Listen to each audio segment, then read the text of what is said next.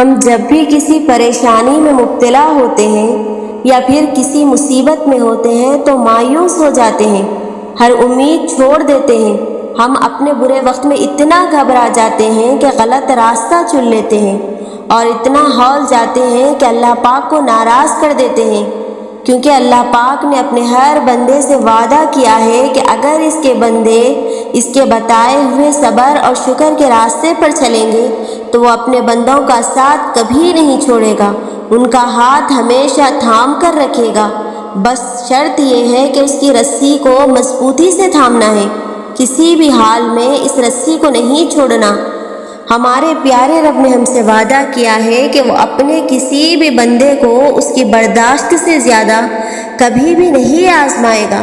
اگر ہم آزمائے نہیں جائیں گے، اپنا امتحان نہیں دیں گے تو پھر اللہ پاک کی قربت کیسے حاصل کر سکیں گے؟ اللہ پاک کی بنائی ہوئی بے حد حسین جنت کا راستہ آزمائش میں صبر اور شکر سے ہو کر ہی تو گزرتا ہے۔ بے شک اللہ پاک نے دنیا کا نظام کچھ اس طرح سے تخلیق کیا ہے کہ ہر مشکل کے بعد آسانی موجود ہے۔ ہم بھول جاتے ہیں کہ جب ہماری ماں ہمارا ہاتھ، ہمارا ساتھ کبھی بھی نہیں چھوڑتی، ہمیں ہمیشہ معاف کر دیتی ہے، چاہے جانے انجانے میں یا جان بوجھ کر ہم اس کا کتنا ہی دل کیوں نہ دکھا دیں، تو پھر اللہ پاک جو ہم سے 70 ماؤں سے زیادہ پیار کرتا ہے، وہ ہمیں کیسے بھول سکتا ہے؟ ہمارا ہاتھ اور ساتھ وہ کیسے چھوڑ دے گا؟ بے شک آسمانوں اور زمینوں کی قسم، وہ بے حد مہربان رحم کرنے والا ہے، ہمارے گناہوں کو بخشنے والا اور ہمارے دل سے کی گئی توبہ کو قبول کرنے والا ہے۔ لیکن شرط یہی ہے کہ ہم اسے پکاریں، اسے آواز دیں، وہ ہماری لازمی سنے گا۔ ہمیں اپنی ہر پریشانی میں اسے یاد کرنا ہے۔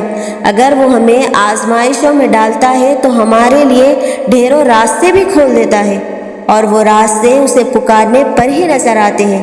اگر ہم اپنے برے وقت میں صبر اور شکر کرتے ہیں، اللہ پاک کو یاد کرتے ہیں، اس کے وعدے یاد رکھتے ہیں، تو یہ بھی اس کا احسان ہے، اس کی رحمت ہے کہ وہ ہمیں بھٹکنے نہیں دیتا۔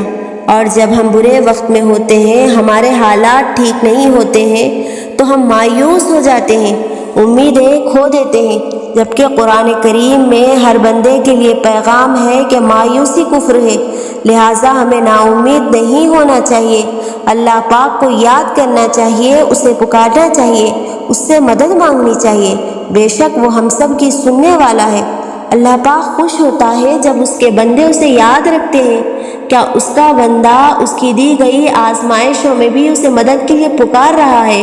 اس کا بندہ اسے بھولا نہیں ہے، نا امید نہیں ہوا، مایوس نہیں ہوا، تو پھر وہ اپنے بندے کو اپنی قربت بخش دیتا ہے، اور پھر اس کا پیارا بندہ ہر آزمائش کو پرسکون طریقے سے گزارتا چلا جاتا ہے، کیونکہ اللہ پاک نے وہ ہاتھ بہت مضبوطی سے پکڑ رکھا ہے، اسے لڑکھڑانے بھی نہیں دیتا۔ پھر وہ رب، ہمارا سب سے بڑا مسئلہ یہ ہے کہ ہم اپنے مشکل وقت میں اللہ کو آخری سہارا مانتے ہیں، جبکہ اللہ پاک ہمارا واحد سہارا ہے، اور اگر ہم اسے واحد سہارا نہیں مانتے تو ہم ذلیل و رسوا ہو کر رہ جاتے ہیں۔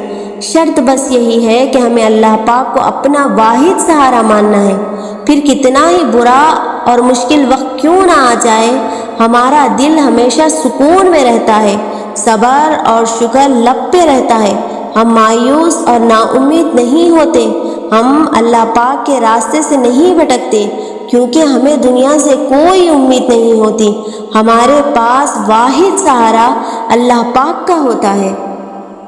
کیا ہمارے اعمال اس قابل ہے کہ ہمیں سیدھا جنت میں ڈال دیا جائے اور ہمیں بالکل آزمایا نہ جائے، ہمارے اوپر کسی قسم کی مشکل لائیں، ہمیں برے وقت سے دور رکھا جائے؟ بالکل نہیں۔ اللہ پاک نے ہمیں اس دنیا میں آزمائش کے لیے ہی پیدا کیا ہے، انسان اس دنیا میں بھیجا ہی اسی لیے جاتا ہے کہ وہ اپنے اوپر آئے ہوئے مشکل وقت سے آخر لڑتا کس طرح ہے۔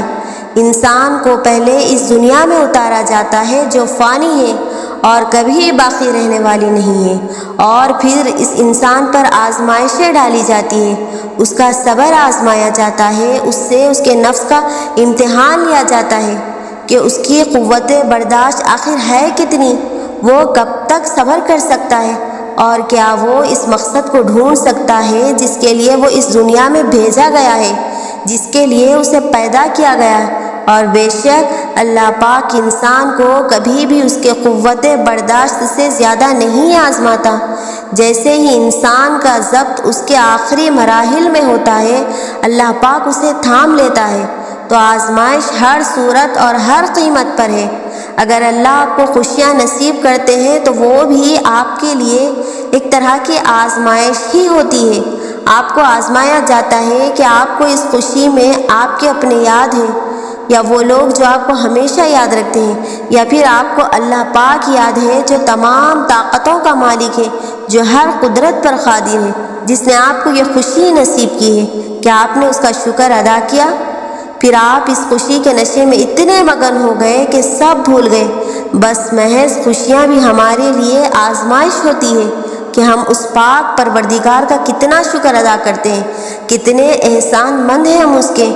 کسی بھی طرح کی پریشانی، غم یا دکھ بھی تو ہمارے لیے آزمائش ہی ہوتے ہیں، بہت ہی بڑی آزمائش ہوتے ہیں جن سے ہمارا صبر آزمایا جاتا ہے کہ آخر ہم اگر خوشیوں میں اللہ پاک کا شکر ادا کرتے ہیں تو کیا پریشانیوں میں اللہ پاک سے مدد مانگتے ہیں، اس کی صبر کی تلقین یاد رکھتے ہیں۔ اللہ پاک اس آزمائش کے ذریعے ہمارے صبر کے پیمانے کو آزماتا ہے، کیونکہ اللہ پاک کے راستے پر چلنا بہت مشکل ہو جاتا ہے۔ جب آپ کا دل راستے پر چلتے ڈگمگا جائے تو پھر اللہ پاک ان آزمائشوں کو ہمارے اوپر ڈال دیتا ہے کہ ہم اس کی رضا میں راضی ہیں بھی یا نہیں، ہم اس کے راستے پر چلنے کے لائق ہیں بھی یا نہیں۔ اسلام میں ہر کیا کا جواب موجود ہے، لیکن کسی کیوں کا جواب نہیں۔ بس جو حکم ہو گیا سو ہو گیا، اس پر عمل کرنا ہمارا اولین فرض ہے۔ ہمیں اللہ پاک کے بتائے گئے راستوں پر ہی چلنا ہے، چاہے جتنی بھی مشکلیں آ جائیں، ہمیں اپنی نہیں منوانی، صرف اس پروردگار کی سننی ہے، اس کی رضا میں راضی ہونا ہے، ہر حال میں صبر اور شکر کا دامن تھامے رکھنا ہے۔ بے شک اللہ پاک آسانیاں پیدا کرنے والا ہے۔